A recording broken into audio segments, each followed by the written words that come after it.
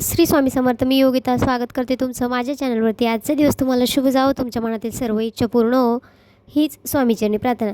तर आहे ना, आता थोडंसं नेटवर्क इश्यू आणि थोडंसं कामामुळे आहे ना, व्हिडिओ जो आहे तो मागे पुढं होत आहे. तर समजून घ्या, अजून दसऱ्याचा व्हिडिओ येणार आहे, कन्यापूजनचा पण व्हिडिओ येणार आहे.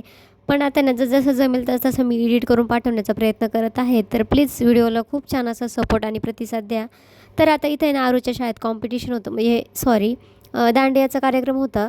तर तो आहे ना 2 ते 3 दिवस आहे ना, त्याची जी तारीख आहे ती पुढं ढकलण्यात आली होती. कारण तुम्हाला मी दाखवलंच आहे याच्या आधीच्या व्हिडिओमध्ये की आपल्याकडे पाऊस कसा झालेला होता आणि या पावसामुळं खूपच जणांचं नुकसान झालं होतं.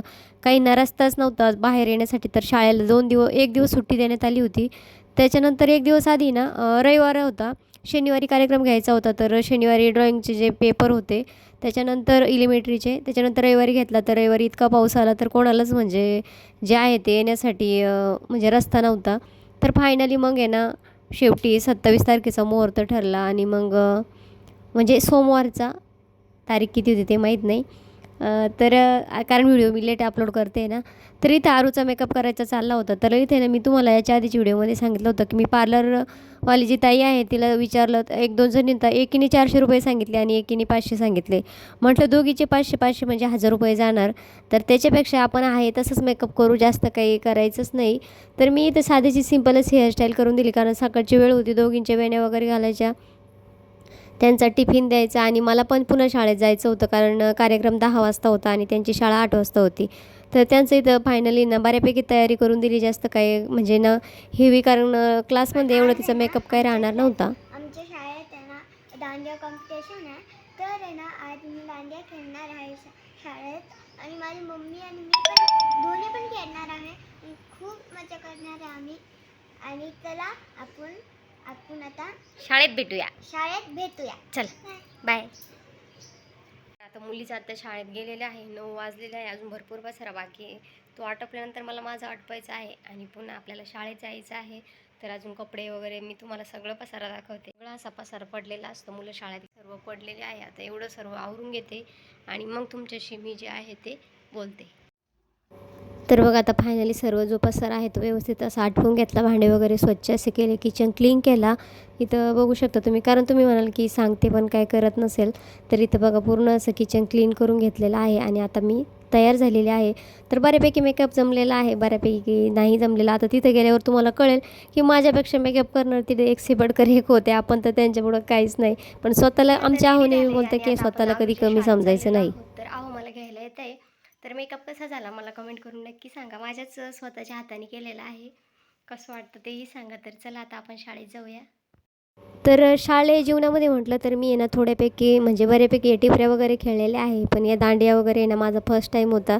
आणि आता आरूच्या हट्टामुळे ना मला इथे यावं लागलं, कारण राधिका आता भरपूर मोठी झाली, पण तरी पण मी कधी या कार्यक्रमात भाग घेतला नाही. कारण कसं असतं ना, तिथं सर्व शहरातले असतात आणि आपण थोडं गावाकडलं आलं म्हणजे थोडंसं मिसमॅच होतंच. आणि विनाकारण काही त्याला प्रॅक्टिस पण भरपूर लागते, त्याला तसा म्हणजे ना प्रॅक्टिस घेणारे पण पाहिजे ना, आपल्याकडनं काय एवढं शक्य होतच नाही. पण आता मुलीच्या हट्टापुढे ना मी हात टेकले होते आणि पहिल्यांदा असं मी घागरा घातला होता. म्हणजे मी अजूनपर्यंत कधी घागरा घातलेला नव्हता. तर मुलीमुळे ना खरंच मुली असल्या ना तर जे आहे म्हणजे आपण केलेलं नसतं ना ते करायला भागच पडतात. तर इथं बघा सर्व जे पॅरेंट्स लोक होते, काही पॅरेंट लोक खरंच खूप हौशी असतात. त्यांना म्हणजे मुलांचं आहे ना जो कार्यक्रम म्हटला ना त्यांना स्वतःचाच कार्यक्रम वाटतो. आपल्यालाही वाटतं, पण आपल्याला काही कारणास्तव नाही जमत. तर बघा इथं आता तुम्हाला सगळेच ग्रुप डान्स बघायला भेटतील, मुलं आणि पालक, अजून म्हणजे नुसतेच मुलांचे आईवडील असे जोडीने जे आहे ते डान्स करतात. तर बघा डेकोरेशन तर खूपच छान केलेलं होतं आणि तिथला स्टाफ पण खूप छान होता. नंतर ज्या टीचर लोक होते त्यांनी पण जो आहे तो एक डान्स घेतलेला होता. तर खरंच कार्यक्रम म्हणजे ना गेल्यानंतर आहे ना आधी असं वाटत होतं विनाकारणच आपण भाग घेतला, नको जायला विनाकारण, आपल्याला जमतं का नाही जमतं. पण तिथं गेल्यानंतर सर्वच असे सपोर्टिव्ह भेटतात, सर्वच जण मस्त एन्जॉय घेत असतात. मग भारी वाटलं की नाही आपण आलो तर योग्यच झालं. आधी वाटत होतं नको नको, आता हे काहीतरी वेगळंच. कारण कसं ना गावाकडून तिकडं जायचं म्हटलं ना तर कसं आपलं गावाकडचं कसं प्रत्येकाचं बघण्याचा दृष्टिकोन वेगळा असतो. असे तोंडावरती ना कोणी चांगलं बोलतं, पण पाठीमागं आहे ना प्रत्येकजण नावच ठेवत असतं. तर कसं आहे, काही जण म्हणतील खूपच चांगली दिसत होती आणि मागं म्हणत असतील काय जागा घालून घेतला, असं झालं. मला माहीत आहे कोण काय बोलतं पण काय कसं आहे ना, राजालाही लोक शिव्या देतात. आमच्याकडे म्हणतात तर लोकांनी देवाला सोडलं नाही तर आपण मनुष्य आहे, त्याच्यामुळे आहे ना. आणि आपल्याला माहिती आहे आपण वाईट काही करत नाही आहे, तर इथं आहे ना. आणि ड्रेस काय मी म्हणजे असं वेस्टर्न वगैरे काही घातलेलं नव्हता, घागराच घातलेला होता आणि पूर्ण साडीसारखाच व्यवस्थित असा वेअर केलेला होता. मलाही त्यात अनकम्फर्टेबल वाटत होतं, कारण कधी आपल्याला ती सवय नसते ना, तर होतं असं.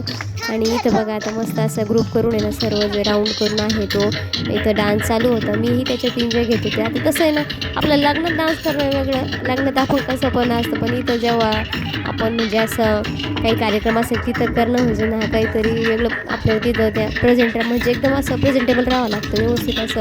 आणि इथं मग छान असं कोणी जसं ज्याला जसं जमेल तसं. आणि जे आपलं खानदेशी पद्धतीने जे नृत्य असतं ते पण केलं. ते म्हणजे पावरी म्हणते पावरी नृत्य, तर ते काय मला येत नाही, पण मी बऱ्यापैकी त्यांचं बघून बघून करण्याचा प्रयत्न केला. तुम्हाला पुढे व्हिडिओमध्ये बघायलाच भेटेल की. आणि मला हसायला पण येत होतं की जे आपण कधी केलं नाही ते करतोय. आणि एका वेळेस आनंद पण वाटत होता आणि एका वेळेला असं विचित्र पण वाटत होतं की हे काय करतोय आपण. तर बघा किती म्हणजे ना, आता इथं जे प्रत्येक वेगवेगळं गाणं लागत होतं त्यावरती सगळ्यांचा डान्स चालू होता. आणि इथं बघू शकता तुम्ही, इथं खानदेशी नृत्यावर डान्स चालू होता. मीही बघा इथं करत होते त्यांचं बघून बघून, पण मला काय एवढं असं जमत नव्हतं. पण करायला काही हरकत नव्हती. प्रयत्नांती परमेश्वर. जमतंच केलं तर कोणतीही गोष्ट आपण स्वतःला कधी कमी समजायचं नाही. तर पूर्ण बघा इथं आहे ना, जे म्हणजे आपल्या पॅरेंट्स लोक होते ना, खूप छान असे इथं बघा त्या ज्या महिला होत्या त्या खूप छान अशा व्यवस्थित असे म्हणजे मेकअप करून आलेले होते. बघत असाल तुम्ही आता पुढं तुम्हाला ग्रुप डान्स भेटेल आणि मी नारुनी कसा केला तेही तुम्हाला बघायला भेटेल. पण मी नाही इथं आवाज देत नाही कारण मला कॉपीराईट येईल, त्याच्यामुळं मग मी ना थोडं स्किपच करते. आणि बघा इथं सर्वांचा असं व्यवस्थित असं इथं डान्स झाला. मग नंतर खूप आहे ना, म्हणजे 2 ते 3 तास हा कार्यक्रम चालला. आता एवढं घेणं काय मला शक्यच झालं नाही, जेवढं जमेल तेवढं मी. आणि प्रत्येक याच्यात गाणं होतं तर ते गाणं काही मी टाकू शकत नाही, मला कॉपीराईटचा इश्यू येतो त्यामुळं. तर कुठं मी टाकलेलं आहे. आणि माझा नारूचा डान्स जो आहे ना झालेला, तो शेवटी मी तुम्हाला ॲड करते, कारण तो माझ्याकडनं आता आहे ना म्हणजे डिलीट झालेला आहे, तर मला तो बघावं लागेल. तर आधी तुम्हाला सर्व दाखवते आणि मग शेवटी माझा आणि आरूचं दाखवते. आणि मग तुम्हाला कसा कार्यक्रम वाटला ते कमेंट करून नक्की सांगा. आणि तुम्हाला डेकोरेशन कसं वाटलं, आपल्या आरूची शाळा कशी वाटली ते पण सांगा. तर चला व्हिडिओ पूर्ण बघा.